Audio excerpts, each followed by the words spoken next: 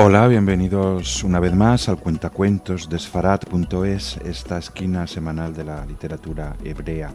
Hoy no tenemos escritor de literatura de ficción, sino un importante intelectual judío del siglo XX, el filólogo israelí Gershom Scholem, que fue nacido en Berlín a fines del siglo XIX en el seno de una familia asimilada y que desde 1923, influido por el pensamiento de Martin Buber, pasó a formar parte importante de la Universidad Hebrea de Jerusalén, donde trabajó incansablemente hasta el día de su jubilación en 1965, después de haber recibido el Pras Israel de 1958 y de haberse erigido como el máximo investigador académico de la mística judía de nuestro tiempo. Lo que tenemos aquí, evidentemente, no es un cuento, sino un fragmento de una entrevista del año 1973 para una conferencia suya sobre judaísmo, en la que, como si un cuento se tratara, nos va a ir indicando cómo era el mundo askenazí, berlinés, a principios del siglo XX, en plena República de Weimar.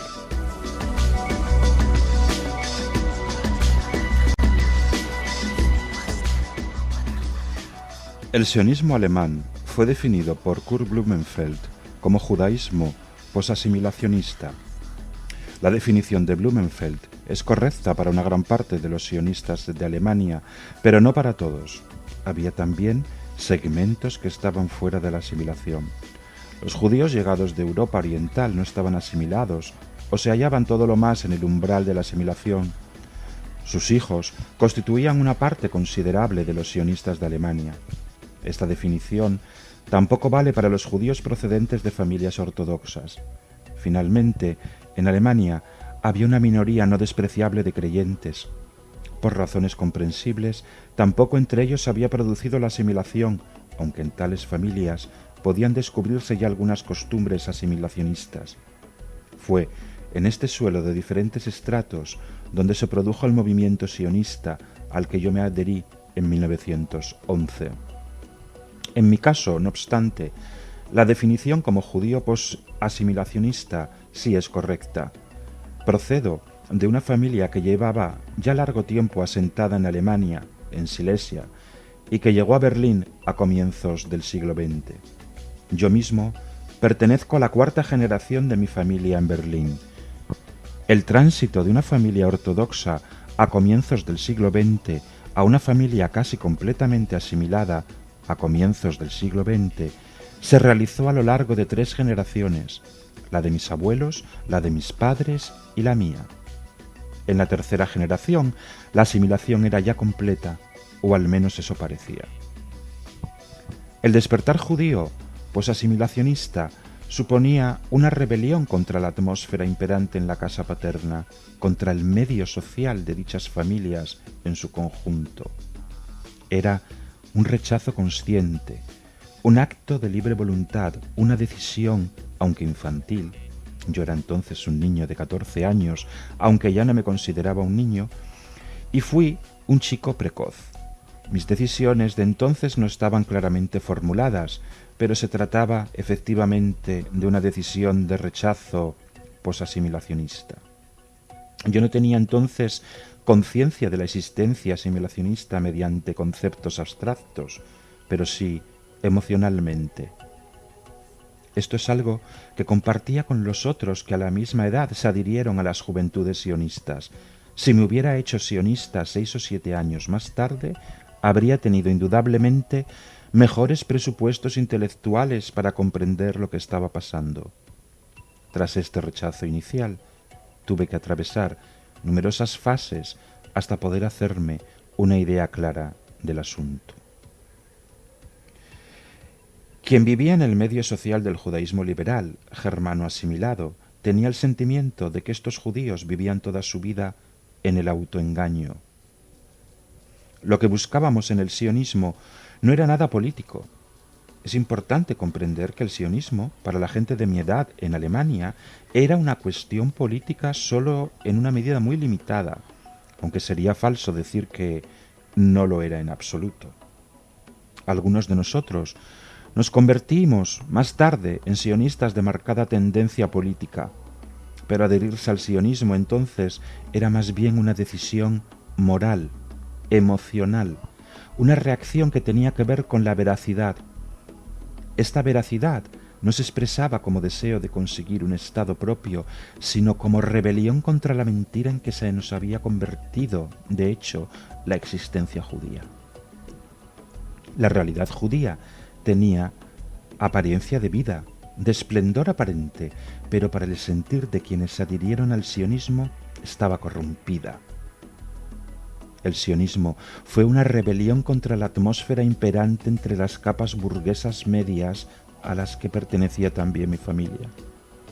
En esta atmósfera crecieron cientos de miles de judíos en Alemania y ella dejó su impronta en todos nosotros. Los jóvenes que en estos años se adhirieron al movimiento sionista eran una minoría, frente a una gran mayoría de asimilados que cedían al autoengaño de que los judíos eran enteramente alemanes. Había otra minoría, la de quienes adherían a una segunda tendencia, la revolucionaria, y mi hermano fue uno de ellos. Éramos 4 hermanos. 2 de ellos siguieron el ejemplo de nuestro padre. Uno era incluso más alemán que mi padre, un auténtico nacionalista alemán. El otro simplemente quería vivir su vida en paz sin ideales. El tercer hermano, 2 años mayor que yo, optó por la revolución. En su condición de antiguo diputado del Partido Comunista en el Reichstag, fue asesinado por los nazis en Buchenwald. Este hermano vio inicialmente en el sionismo un camino posible, pero más tarde remitió una carta a su grupo juvenil sionista diciéndoles que había descubierto un campo de acción que desbordaba el restringido ámbito del nacionalismo judío, la humanidad. Se convirtió en sindicalista de extrema izquierda y participó en todas las decisiones del Partido Socialdemócrata Alemán hasta que en 1921 ingresó en las filas comunistas.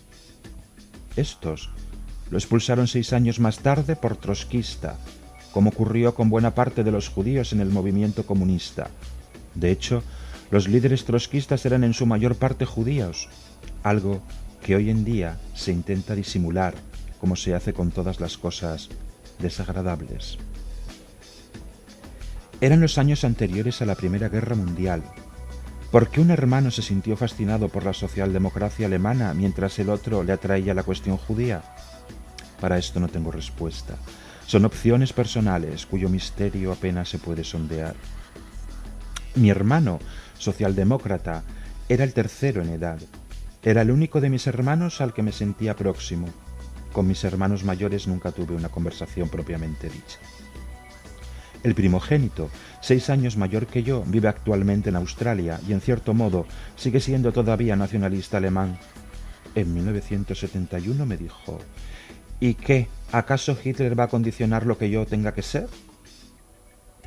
No me dejé arrebatar por la revolución. Tuve discusiones acaloradas con mi hermano socialista. Yo le decía: vives de ilusiones, lo mismo que nuestro padre.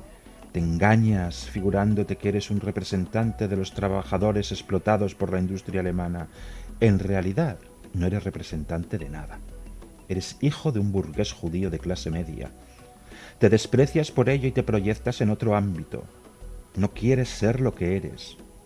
Dices que la revolución, esta era la palabra que por entonces estaba en todas las bocas, traerá consigo la solución de todos los problemas, sobre todo las cuestiones nacionalistas. Entonces, todavía no sabíamos, ni él ni yo éramos tan listos como para preverlo, que la revolución tal y como la vivimos en nuestros días, convertida ya en realidad histórica, no resolvería absolutamente nada. No hablo ahora de la revolución como concepto abstracto, sino de la revolución tal como se nos muestra concretamente en la realidad. No estoy, desde luego, en condiciones de explicar por qué un adolescente en su 15º año de vida decide las cosas que decide. Algo había que le fascinaba, que le instaba a reaccionar contra un estado de vacío, contra cosas que percibía como carentes de vida. La generación asimilada reaccionó con gran cólera a los reproches de sus hijos. Desde luego, mi padre no escuchó con agrado que le dijera que se estaba engañando a sí mismo. Esto produjo una separación total entre mi padre y yo. Cuando llegué a casa y dije «¿Quiero ser judío?», mi padre replicó con una frase que entonces era común entre los judíos alemanes. «Los judíos solo sirven para ir con ellos a la sinagoga».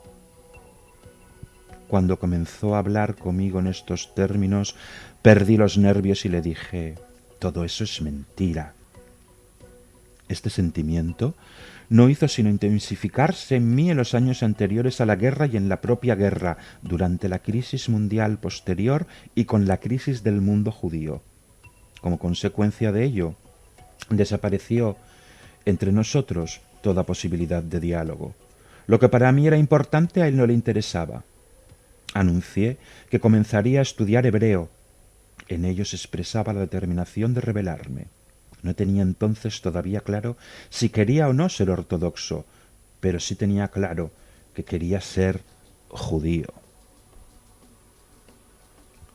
Un buen día desperté. ¿Cómo desperté?